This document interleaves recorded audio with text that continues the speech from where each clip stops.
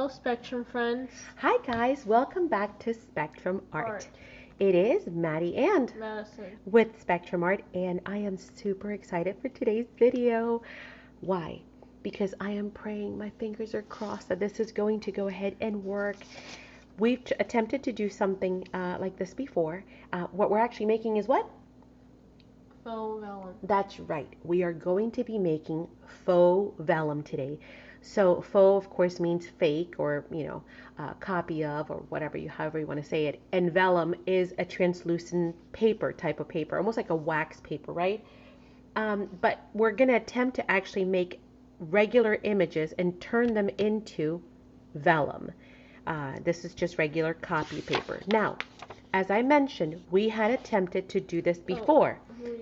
Yeah, how did we try it before? With what? Baby oil. With baby oil. And it's good for your hands. It is. Okay, so let me tell you the pluses and minuses. We got this from Bohemian Crafting. Yes, this new one. Hang on, let's not jump ahead of ourselves. I know we're excited, but let me break it down one thing at a time. So, we had attempted to do faux vellum in the past. It works. Can you see? It's kind of translucent. It basically turned regular paper into this really pretty, and we've even done, see, here's some book pages, see? We went ahead and made it translucent. It is heavy, so it does make it heavy. But the problem is that it is oily. No matter how long I've waited. We did this probably 5-6 months ago when we did this. I put it in between book pages. I put it with paper towels. Some of it, let me show you. You also put it with what? Stamps too. Oh yeah, I've tried to do all kinds of stuff. Put it in between books and stuff. Yep. You guys see the glue? Oh, let me see if it'll focus. Come on, please focus. I don't know if you guys can see that. There's glue on there because that was my attempt to go back and actually add some glue to it to try and get it to stop leaking or seeping oil. So, does it work with baby oil? Yes. Does it smell lovely? It's good for your hands. Yes. Does it make your hands feel heavenly? Yes. Is it oily? Yes. Very oily. I've heard people say that they don't have an issue with it. I do not know how they've done it. I can only attest to what we've tried. Maybe you should wear gloves when you're... Yeah, well, no, that doesn't help when you put it in a journal. But I can only tell you what I've tried, right, and tested and give you my honest review, which is it did not work for us. Now, let's flash forward to what we're going to do today. And again, everyone, right now, cross your fingers with us, right? Bohemian Crafting, as Madison mentioned, has a video that was on our recommendations. And she created faux vellum using beeswax polish. Okay, she used this exact same brand. I got this one on Amazon. Okay, so you can find it on Amazon. And she used a similar brush to this. And I also found these on Amazon. You get like 6 of them, I want to say, for like $10, I think so something like that. Now, we attempted it once before. Okay, sorry about that. So as I was saying, Madison had made these papers for them, and so we went ahead and tried it. We just went ahead and rubbed it in, right? And it looked really good, and it worked. But again, it was just... It felt so smooth. It did. It was very smooth, and it wasn't greasy. But that was on lined paper, right? That was like like notepad? Pink lined paper. Pink lined paper. Okay, so we've tried it on that, but now I really want to try it with some images. Okay, not just paper. I want to try it with some images. So I've gone ahead and selected some images with Madison's help.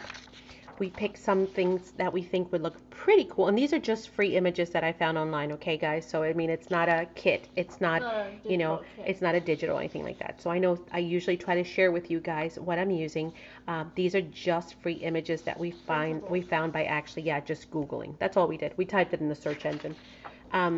And I figure that these might be great for translucencies because they're like glass, right? Like these are all glasses and then light bulbs. And so that was kind of the idea. And they're very unique. Yes, they are very unique. And these, of course, are pretty because, again, if we make them translucent, I think it's going to have a really cool effect. So, without much more to say, we're going to go ahead and work on these. And we're going to speed through the process, and then we're going to come at the end and show you and give you our honest opinion. Did it work?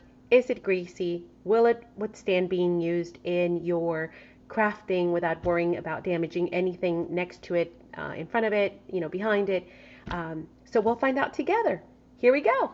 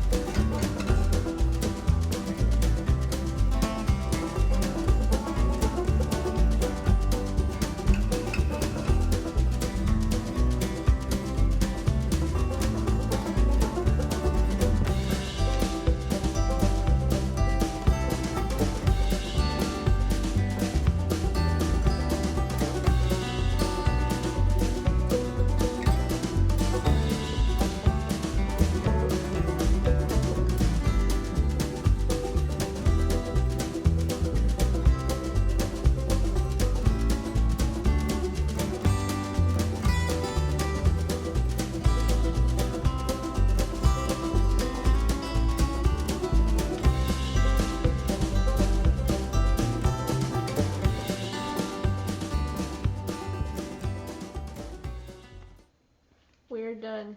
We are done. Now we're going to share with you guys what we found because we did find some stuff. And I'm also going to do a comparison. They're so cute. They did turn out cute, right? Yeah. It actually worked. To some extent, I'm going to show you the differences so you guys can decide. And hopefully we'll, share some tips along the way too. All right, so let's start with plain paper. So this is the way, it's just a piece of paper from a book. This is the way it looks, untouched. This is the way it looks with the wax. You can see the difference. It's a little bit more yellowish. It's definitely more translucent. Where we can see writing behind there, we cannot really see writing behind this one, right? And this is the one with the baby oil. Now this is from a different book though, but you can see it's definitely a lot more translucent. Actually, you can see it just right here, right? As it's laying on these pages. It is it's heavy, look. It doesn't even hold itself up. Where this is definitely lighter. So again, the only issue is you have to deal with the greasiness on this, right? But I wanted to show you the difference between the three. I would say that the most translucent definitely is the baby oil. This one does work though, and I'll show you what we've learned.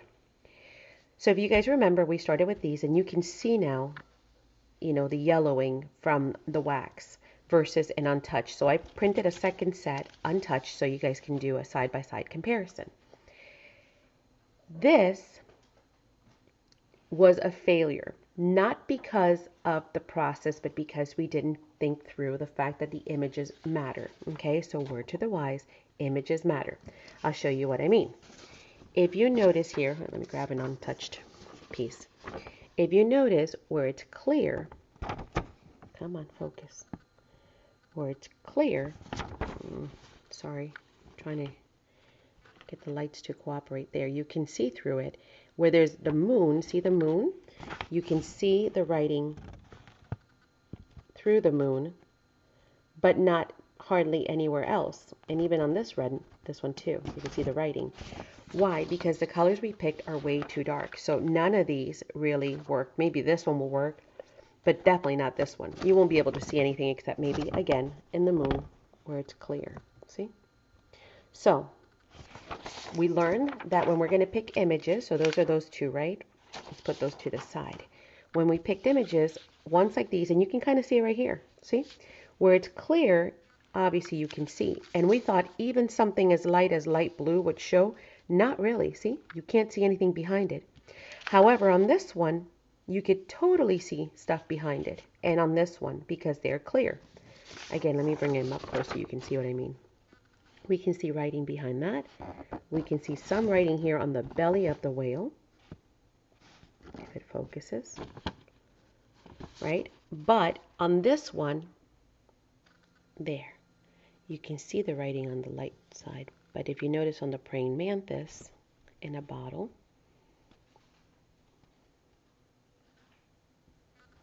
let me turn down these lights and see if that helps any.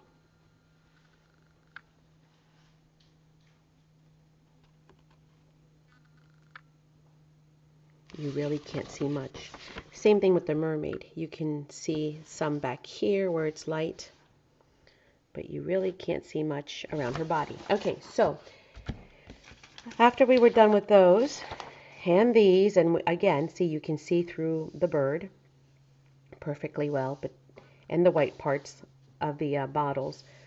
And then if you compare that to this, you see that, you know, you can't see through that one. The same picture, the same images are behind these. So you can kind of compare and see how you can see it through the bird. See?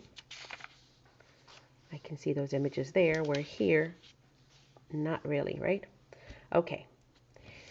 So then after we've experimented with these and said, okay, well, some of these are definitely a fail because they're too dark, then we went and printed some frames, and that made all the difference. So it works really well. See how you can see right through them? Sorry, doggy bark. So you could use them, you know, with something white, then it'll show really, really well. But we're going to cut these out, and then we're going to come back and show you all of them cut out, and we'll put maybe an image behind it or maybe some decorative paper to kind of do a quick flip through and show you some ideas of what we've done. I am going to say two things. Number one, the smell is not horrible. It's not as beautiful, of course, as we have lavender scented baby oil, and that smells amazing. It is going to smell like furniture polish. There you go. So if you don't mind that smell, like the old English wood type of polish, then you're going to be fine. It's not extremely strong. It's not like something you have to do outdoors. You know, you don't have to wear a mask or anything like that. So it's not harmful because it's wax. It's beeswax, if anything, right? But it does have a little bit of a distinct smell. Wanted to point that out, number one. Number two, like I mentioned, it is much lighter than using baby oil, so that's a great thing. Plus, it's not greasy. And then the other thing that we learned is you want to use a non-stick craft mat underneath this, or old newspapers, magazines. A cutting board. Right, because what it does is it actually seeps through the paper. Because remember, we're using just thin copier paper, right? Regular copying paper. It does seep through. Then I realized, because we don't like to waste anything, right? We hate waste. If you actually layer them up, so it, like we just left them like this, and whatever seeped from this page onto this, it kind of gave this page a starter, and nothing was wasted up until we got to the last page. And then yes, we of course had to put, you know, a piece of old newspaper or something on underneath, and that worked, or a craft mat. But just wanted to make you aware that there is going to be some seepage. You know, you want to be prepared for that. Okay, let's go ahead and cut these out, and we'll be right back. Okay, sorry, doggy barking again. Unfortunately, they are doing construction down the road, and obviously the dog does not like all those trucks and people going by. So you see how you can see through. You can see the paper and the image now, versus this is the same paper, okay, just no image, so we can compare, versus this.